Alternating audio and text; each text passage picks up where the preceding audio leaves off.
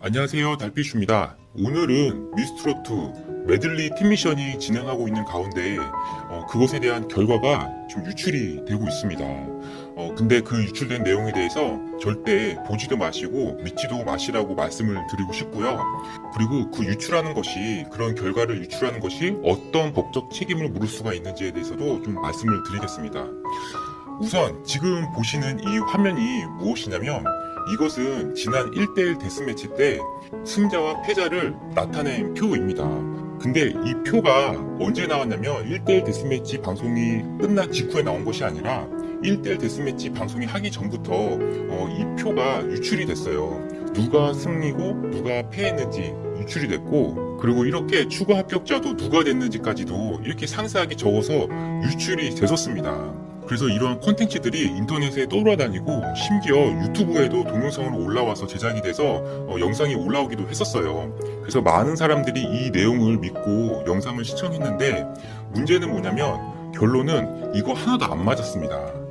반은 맞고 반은 틀렸는데, 반은 맞았다는 거는 엉터리라는 얘기예요. 왜냐면 저도 반은 맞출 수가 있어요. 누가 데스매치에서 올라갔는지는 저도 데스매치 하기 전에 반은 맞히는 게 아니라 한 70, 80%는 맞출 수 있겠더라고요. 왜냐면 실제 노래 잘하는 사람들 다 알잖아요. 그래서 뭐 윤태아 씨 당연히 올라갔을 거고, 홍지윤 씨 당연히 올라갔을 거고, 뭐 전유진 양, 뭐 김다현 양, 이런 사람들 뭐 당연히 노래 잘하니까 올라간다는 것을 예측할 수 있는데, 그 정도 수준도 안 되는 스포 결과 유출이라는 것입니다.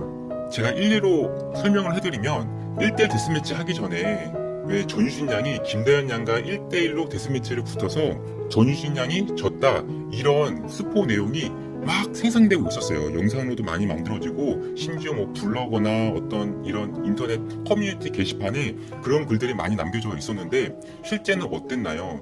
전유진 양과 김다현 양은 1대1 데스매치 붙지도 않았고, 둘은 아무 상관없이 결국엔 다음 라운드에 올라가게 됐어요. 근데 둘이 붙어서 전유진 양이 패배했다라는 억측스러운 내용의 글들이 인터넷에 떠돌기 시작을 했습니다. 심지어 유튜브 동영상으로도 막 올라오기도 했고요. 근데 지금은 많이 삭제가 됐는데, 그 정도로 이 내용이 굉장히 부실하고 어설프는데도 불구하고 이런 스포를 유출하면서 많은 사람들이 여기에 혹 했다는 거죠.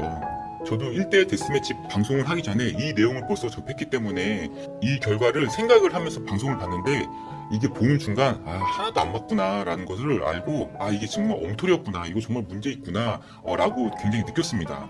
그런데 이번에도 이 메들리 팀 미션에 대한 결과가 벌써 나와 버렸어요. 어떤 팀이 우승을 했고, 누가 추가 합격을 했고, 각 팀의 에이스가 누구인지 벌써 공개가 돼버렸습니다. 이게 정말 문제가 뭐냐면, 이 스포일러, 이런 결과를 미리 말하는 행동을 스포일러라고 하는데, 여기 보시면 이 스포일러는 정확한 뜻을 모르시는 분들 계셔서 제가 설명을 해드리면, 스포일러는 영화, 소설, 애니메이션 등의 줄거리나 내용을 예비 관객이나 독자, 네티즌들에게 미리 밝히는 행위, 그런 행위를 하는 사람들을 일컫는 말이다 라고 되어 있습니다. 이 스포일러를 줄여서 보통 스포한다 라고 얘기를 하는데요, 이 스포일러는 사전에 보면 이 방해자라는 뜻이 있어요. 무언가 할 때 방해한다는 뜻이 있는데, 우리가 이런 오디션 경연 프로그램을 볼 때 1등을 누가 했냐, 누가 졌냐, 이런 게 굉장히 중요하잖아요. 근데 그것을 미리 말을 해버리면 시청자들은 그 정보를 미리 받아들였기 때문에 굉장히 볼 때 재미가 반감이 되고 극적 긴장감이 떨어지게 되는 것이죠. 하물며 내가 들은 그 스포가 거짓이라면 이거는 소위 말해서 낚인 거죠.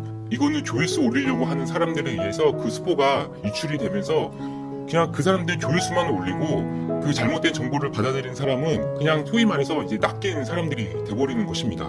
그래서 이런 스포 행위에 대해서 보실 필요도 없고 믿지도 않으셨으면 좋겠어요. 벌써 앞전에 많이 틀렸기 때문에 앞으로 나오는 스포도 귀담아 들을 필요 없다고 좀 말씀드리고 싶고요. 그리고 이런 행위가 법적으로 어떤 처벌을 받을 수 있는지 제가 좀 설명을 해드리겠습니다.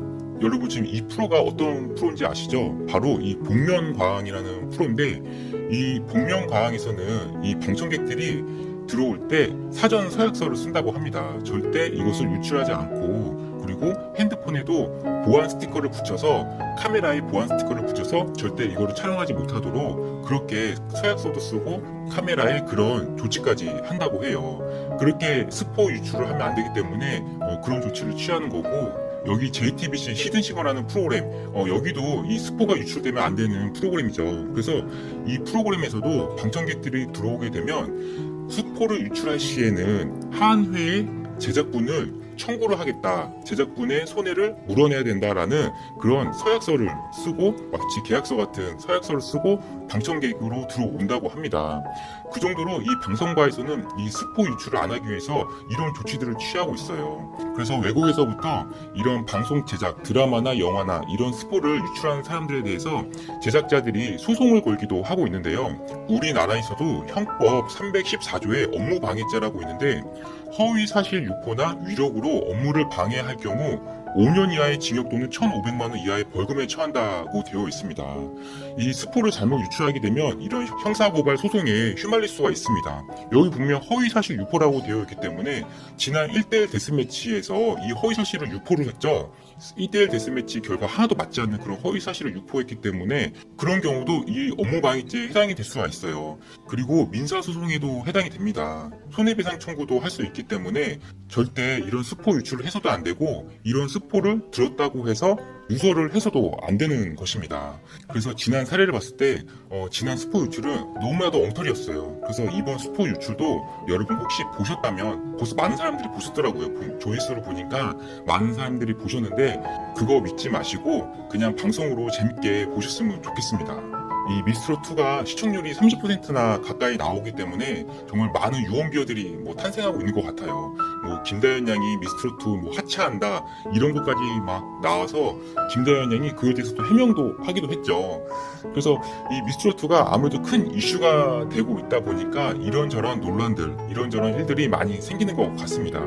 하지만 이 스포 유출은 결코 있어서도 안 되고, 그리고 그 정보를 들었다 하더라도 중간 누설도 해설은 절대 안 되기 때문에 여러분 꼭 주의하시고, 이런 법적인 문제가 있다는 것을 꼭 염두하시고 그런 정보들을 잘 거르셨으면 좋겠습니다. 오늘은 미스트롯2 스포 유출 논란에 대해서 한번 알아봤고, 지난 1대1 데스매치부터 이번 메들리 팀미션까지 유포된 스포에 대해서 자세히 살펴봤습니다. 앞으로도 더 유익하고 좋은 소식으로 여러분들 찾아뵙겠습니다.